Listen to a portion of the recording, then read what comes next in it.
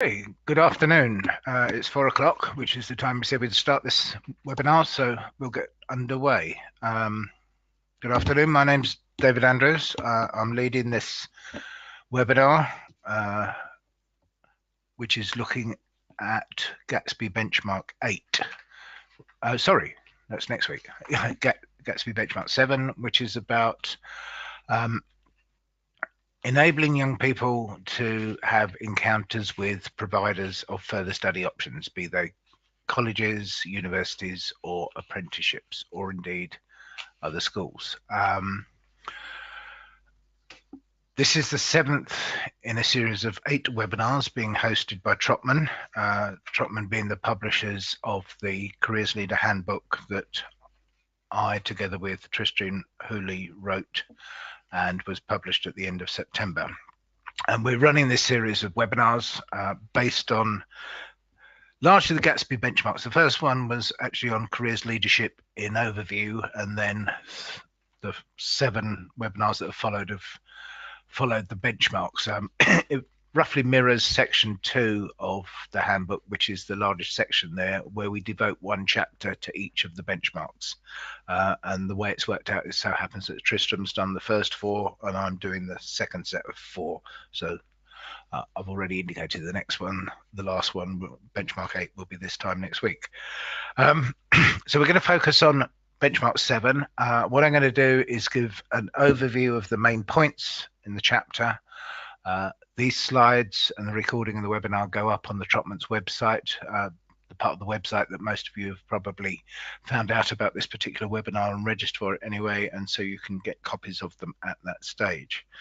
I'll probably speak and present for about 20 minutes or so, and then there's some time when I'll respond to questions. If you've got questions, there's a facility for typing them up, and I'll try and scan those towards the end of this presentation and reply to them online. But if I miss out your question, or if something arises after this presentation that you'd like to ask me, at the end of this presentation, I've got my email address, and you're welcome to email me and I'll respond to you by email. I think the only other thing I'll say by way of introduction is that although this webinar is one of a series, I am presenting it. We've done this for all of these. We're presenting them as a standalone because some of the people who have logged in and listening to this particular webinar, this will be the first one. So that just means at the beginning and the end, there'll be a bit of overlap with some of the stuff that we've done at the beginning and the end of each of the webinars for those of you who've registered for previous ones. So we've called this one Bringing in Other Learning Providers and Going Out to Them. That's not the word in the benchmarks. The benchmark talks about encounters with other learning providers. We wanted to make it absolutely clear that this works in both directions. This is about both bringing representatives and students and learners from those other providers into schools to meet young people and inform them and offer them advice about options for further study, but it also covers actually taking or facilitating students to go out to experience those places. So in a way, this benchmark 7 mirrors benchmarks 5 and 6, where we're talking about the same things but with the world of work. So the benchmark 5 and 6, which we covered together in the previous webinar about a fortnight ago, that looked at bringing employers in and people from the world of work working with students inside the school or college, but it also looked at benchmark 6, which was experience of the workplace. And this one mirrors this because this one together is about bringing people in, but also giving young people opportunities to experience those places of study. So let's get underway. Hopefully you can follow the presentation as we go through. So I've already said this bit. Introduce myself. I'm one of the 2 authors of the Careers Leader Handbook, which Trotman published at the end of September, and we're basing these webinars around the contents of that book. This particular webinar, this is what I'm going to cover. So this is the bit that people have been, the first bit is the bit that people have signed up for previous webinars will be familiar with. I'll say something very briefly about the Gatsby benchmarks. that will be brief because I suspect everybody, whether they're part of these webinars before or not, is aware of the benchmarks. We'll focus on benchmark 7, the subject of this particular one. What does it actually say?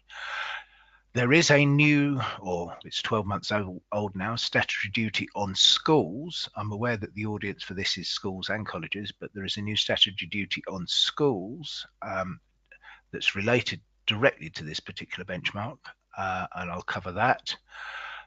And we'll look at, so who are the different providers that young people should have encounters with? And then we'll look at what we say in the book about what those encounters might look like inside the school and college, and what those experiences might look like in terms of helping young people gain experience and learn about these places of study in the same way as they would learn about the places of work. And then I'll finish by just highlighting some of the resources, because although we've tried to cover all the benchmarks and then a later section, which is all about, in the book, all about the responsibilities of the careers leader in a school and college. We don't cover everything. We offer you signposts to resources where you can get further practical materials for working with young people and further reading for yourselves if you want to pursue some of these things in greater detail. So that's the structure of the next 15 minutes. So taking you through that, I'll look first at the Gatsby benchmarks. I'm sure everybody now is pretty familiar with this. This report was published in 2014. So it's been out for 4.5 years because it's published in April. And it's been accepted by government and adopted as the central structure of the career strategy, which was published last December. And all schools and colleges are being encouraged, expected, recommended to follow the Gatsby benchmarks, to review their programs against it, the framework of benchmarks, and to develop and have a development plan for achieving those benchmarks. It's based on international evidence of good practice. It's articulating in my view, and Tristram's, in my view, and others, very accessible language. It's not tied up with lots of jargon. That's important because it appeals to people beyond the careers world. They can understand it. People who make policy and resource decisions, head teachers, principals, governors, policymakers in government can readily understand what it is we're talking about. This is what a good careers program looks like. It has these 8 elements. So that's the framework of benchmarks. The work was done by Professor Sir John Holman, who is a senior education advisor to the Gatsby Foundation. The Gatsby Foundation is the charitable foundation of Lord Sainsbury, who was a science minister, very interested in science education, very interested in STEM careers. That's how John got involved, because John is a former head of science, head teacher, and then he ran the STEM Centre up at York University. And he led this research looking at international best practice. Went to countries which have got A, good education systems, and B, good guidance systems. And that's where this framework of benchmarks came from. So that's the Gatsby benchmarks, and I'm sure you're familiar with them. These are the 8. I'm not going to read them out. But the one we're focusing on here today is benchmark 7, which in the benchmarks is written as encounters with further and higher education. We've just made it clear in both the chapter on the book and the title for this webinar that we interpret this as encounters both inside the school and college, but also in those places of further study.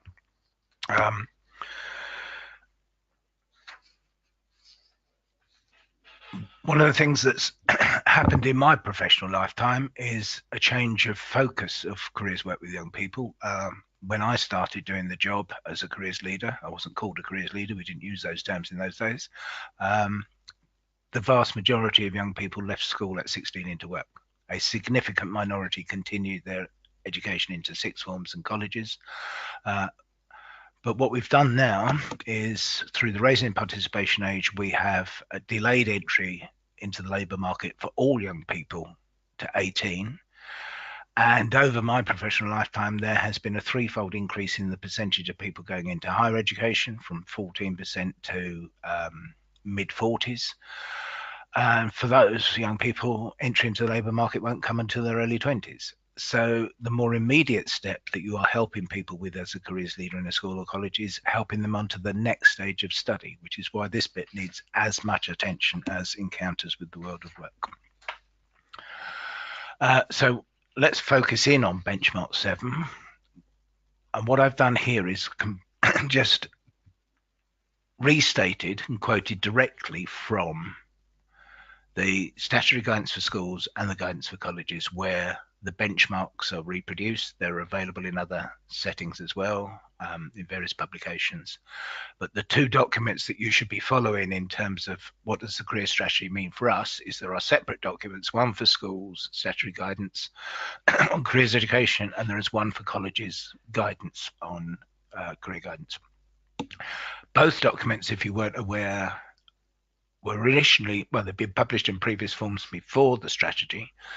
Immediately after the strategy, we had a January version for schools and a February version for colleges. Both documents have been updated more recently. So if you've still got January 2018, February 2018 documents, they're not the most recent. You need to get back onto the gov.uk website and get the October ones. The benchmarks haven't changed since then, but the guidance around it has got a little bit more detail. So what do they say? Without reading this out for you, because you can read the slides, but benchmark 7 in schools is all about making sure that young people have information on the full range of learning opportunities, and that's both academic and vocational routes in all settings. All settings, schools, colleges, universities, and the workplace. And then similarly for colleges, where the term learner tends to be used instead of students, again, being aware of the full range of opportunities that are open to them when they progress on from colleges. Again, covering both academic and vocational routes. Because even if they made a move into a college on a vocational route, they may well go back to an academic route. In the right-hand side, there are criteria that the Gatsby Foundation and the DFE together have worked on to say, so what does this actually mean in practice? So what it talks about in schools is that by the time they're age 16, which is a significant point of transition, pupils should have had meaningful encounters, same phrase as is used for employers, meaningful encounters with those providers of those opportunities. And again, by the age of 18, those who are considering moves into university or even FE colleges at that stage should again have had opportunities to meet with and visit those places of study. And then colleges similarly. So it's quite clear in the benchmarks what's being asked here. I said I'd refer to the statutory duty. This bit is schools only because the statutory duty applies to schools, but obviously it's all about access for colleges. So it should be of direct interest also to people here working in listening to this webinar from a college setting. And I see from the list of attendees, there are some of those people. So this is the statutory duty. Came into effect last January, so it's been in place the whole of this calendar year. Should have been in place for last year's year 11, is in place now for all pupils, year 8 to year 13. It's part of the Technical and Vocational Act. It's become known as the Baker Clause because Lord Baker was behind putting this clause into the Act. It's really yet another attempt in England to make sure that every young person knows what's available to them in all routes, and that we give the vocational and technical routes the same parity of esteem as the academic routes. We have a problem in this country in the way that we organise our education system and the way we fund it, which puts a bias on 11 to 18 schools recruiting to their sixth form, particularly at a time when school budgets are being squeezed. But what we're trying to do in career guidance work is work in the best interest of the young person. What's the right move for them? They should be aware of the full range of opportunities so they find out what's right for them. And that sometimes may not be what the school thinks is right for it in terms of recruitment, retention. And we've had various attempts over the years. I could run a whole seminar on this to deal with that. We've had people who've been involved for a long time. I remember the so-called Section 50 arrangements. We had area-wide prospectuses. This is yet another attempt. So there is now a statutory duty on the school to make sure there are opportunities for the providers of vocational and technical education and training and apprenticeships to have access to all the pupils from year 8 onwards. Why year 8? Because some schools have an option system in year 8 to run a 3-year key stage 4. There should be an opportunity for those providers to give information and advice to those pupils on the options that are there. Wherever you see the word must, and this is a direct quote from the Act, wherever you see the word must, that is a statutory duty. Where you see should or are expected to, that's a strong recommendation and expected best practice and the sort of thing that Ofsted would review practice against. But the must is a statutory duty, and these are musts. And it goes further than you must have access, you must give access to, you must have a policy on this, and that should be published. Now, I've referred to the statutory guidance for schools on career guidance, the October 2018 edition. One of the appendices, annexes of that document is a template for writing that policy. So that you should have a policy on what is your policy for giving those providers access to your students, and that should be published so that the colleges and the apprenticeship providers and the work-based training providers in your area could go on your website, they could see what the policy is and know how they can access pupils. When are your parents' evenings? When are your information events for young people? So that they can be part of it. So that's now set as a statutory duty. What are the different providers that are covered by this benchmark? Who should young people be having encounters with and experiences of? And I've linked this, as we do in the book, to the ages of transition in our education system. It's worth saying, just before I go through these 3 headings here, the bit at the top, and it illustrates a point that is reflected in all these webinars. In each of these webinars, and we're guilty of this in the book, we deal with each benchmark in turn. But actually, a careers program is an amalgamation of all these benchmarks, and they do interlink. And although we treat them separately in the book, they do overlap. And we, throughout the book, have got little symbols that say this links to that benchmark, this links to that benchmark. And clearly, the biggest link between benchmark 7 and the rest is benchmark 2. Because what benchmark 2 says is young people should have access to, well, it actually says young people and their parents should have access to good quality information about the future study options and about the labour market. So this is very much linked to this, because this is one of the ways in which students get that information about future study options. So at 13 plus, if you're a school that does your option choice in year 8, at 14 plus, if you're a school that does its option choice in year 9, who are the providers of the next stage? Well, there's your own school or staff. That bit is not covered by the statutory duty. I mean, it's almost common sense, isn't it? That they're going to have access, they should have access to staff and students from the next stage up who can talk to the current year 8s and year 9s about the provision. But the next 2 are covered by the statutory duty because they are providers of technical and vocational education and training. So university technology colleges, of which there's a growing number across the country, offering the national curriculum and the broad curriculum, but specializing in particular technical areas, and studio schools, which are similarly but offering business courses, arts courses, etc. 14 to 19 institutions. They should have access to pupils to explain the options for them at 14. They have 2 points of entry at 14 and 16. And some FE colleges offer a 14 to 16 provision. So they're in the group that students ought to have contact with so they're aware of the full range of options. At the major point of transition in our education system at 16 plus, then you would expect, obviously, students to be made aware of the options in your own sixth form. If you're 11 to 18 school, if you're 11 to 16 school, that's not an issue. Other sixth forms and colleges, because if you're 11 to 16 school, it would be a sixth form college, or maybe there's neighbouring schools with sixth forms, 11 to 18 schools. The more contentious issue is if you're 11 to 18 school, would you make students aware of the sixth form options in other 11 to 18 schools in your area?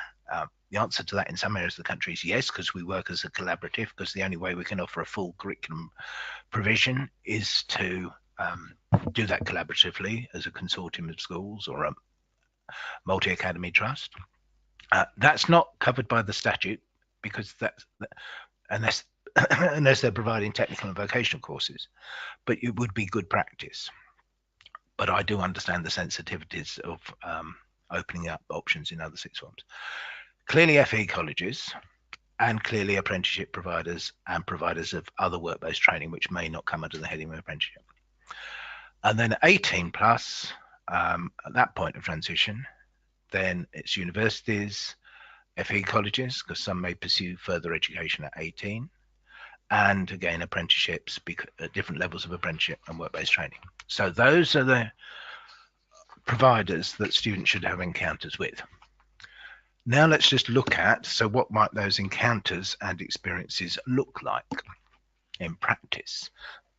So by an encounter, we would mean opportunities to meet with staff, but it shouldn't just be staff. Good practice would be, I can get to talk to students who are doing these courses, so I get an understanding from them of what it's like, both internal and external, from the full range of providers, but also the experiences, the opportunities to visit those places. Now, normally, these would be organised in the phase of education that's immediately before those points of transition that I've just put up. So you'd meet the Key Stage 4 courses and students in Year 9, possibly Year 8.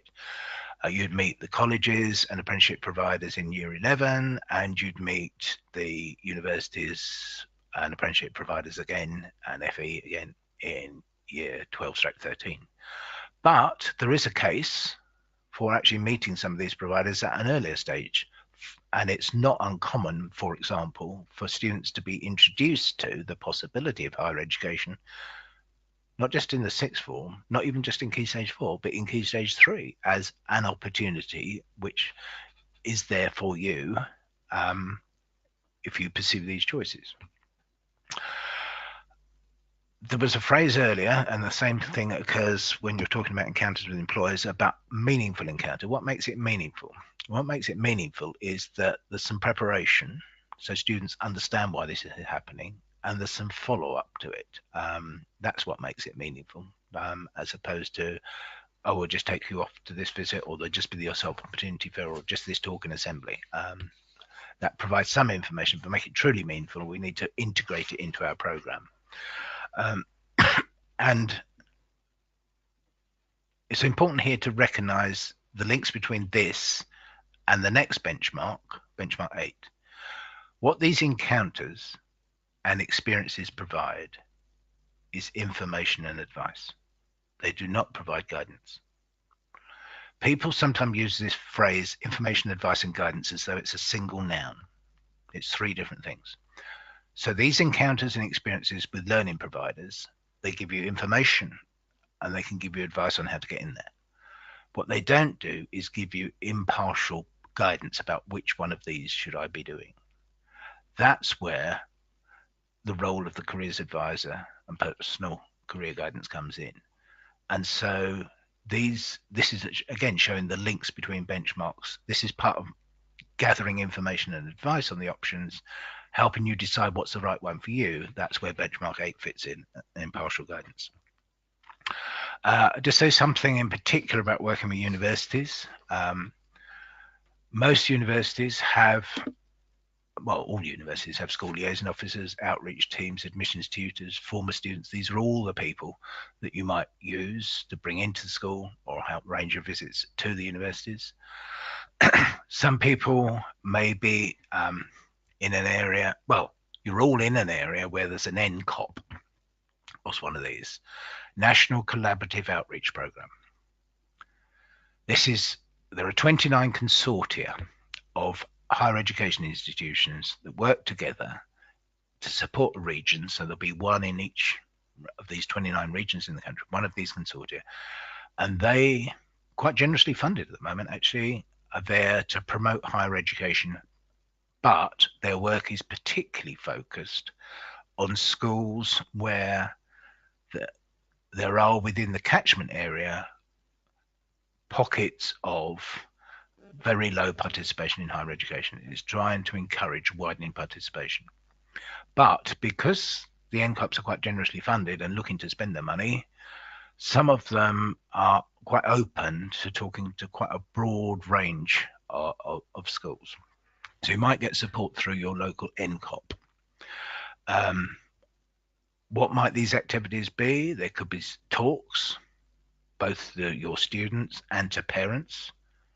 I think this is it's a theme we pick up throughout the book, and thinking about how much of your careers program is directed to students and how much is directed to parents. We know parents are the most influential people on young people's career planning. We need to involve them and help them understand what higher education is like today. There are the traditional HE fairs.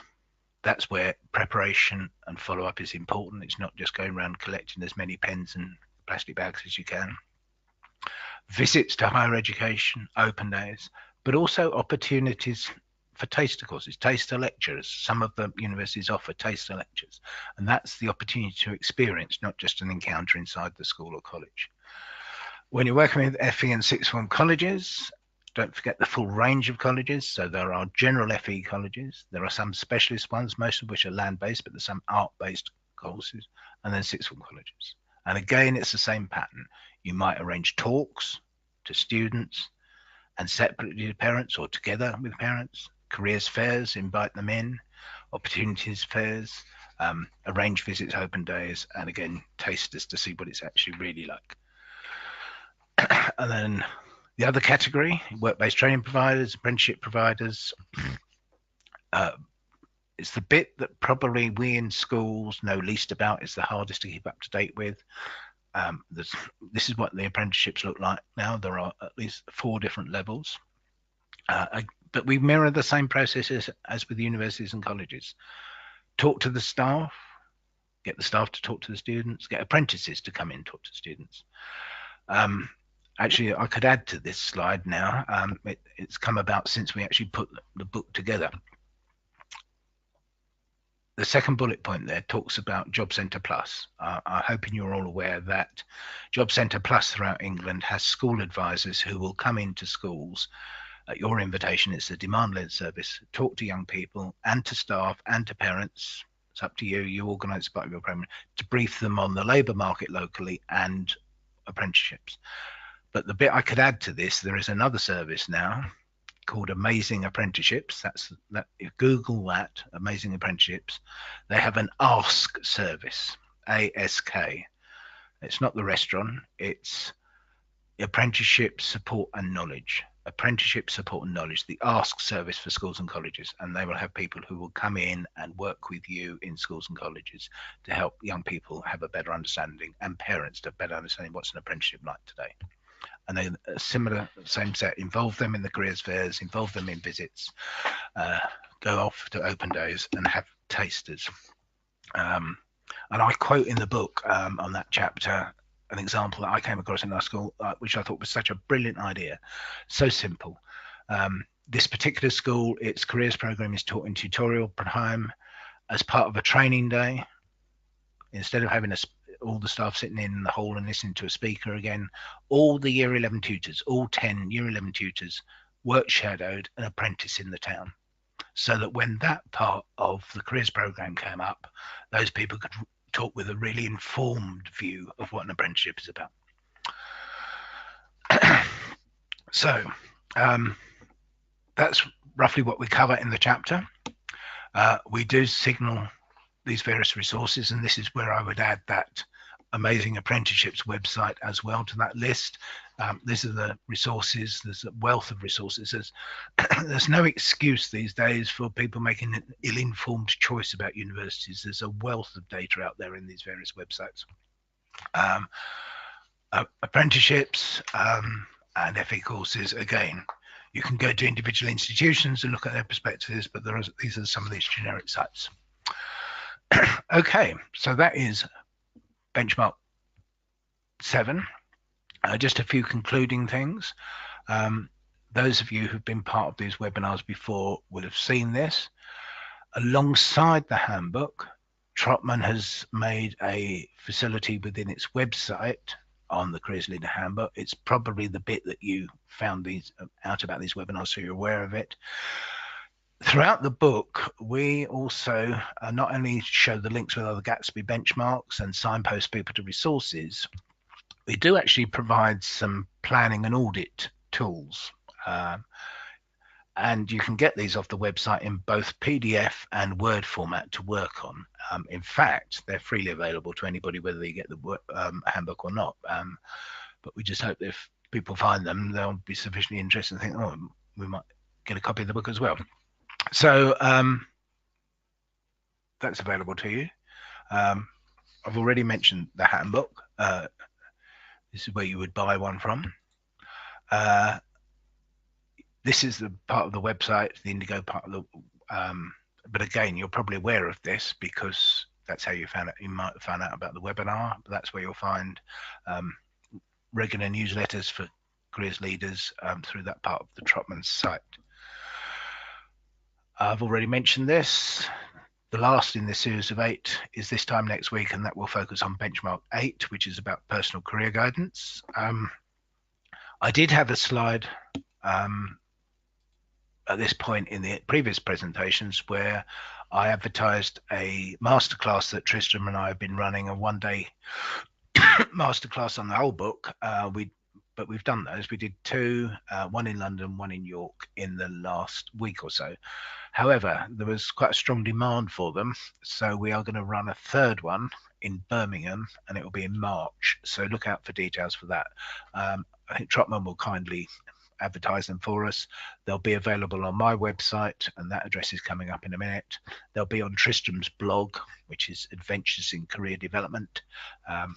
So date yet to be decided, but likely to be March and in the West Midlands, central Birmingham somewhere. Those are the references to some of the key publications I've referred to. So in conclusion, what is Benchmark 7 about? It's all about your responsibility as a careers leader to make sure that your young people in your school or college and their parents have as much information as they can on all the options available to them. And in a school context, also making sure that you comply with that new legal duty. But there's also an opportunity to, it's also a responsibility, not just that they meet them in your premises, but they actually go out and find out what's it like on their premises. And hopefully that will help with the transition, not only help them make the right decision, but when they have made that decision, help them prepare for the transition so that they're prepared for what it's like and we get less dropout than we currently have. So thank you for listening. I will now review if there are any questions, although I can't see any typed up at the moment. If you have any that follow this, then use my website and the email address there to contact me. So I hope that's been helpful. Thank you, and may speak to you in a week's time. Thank you.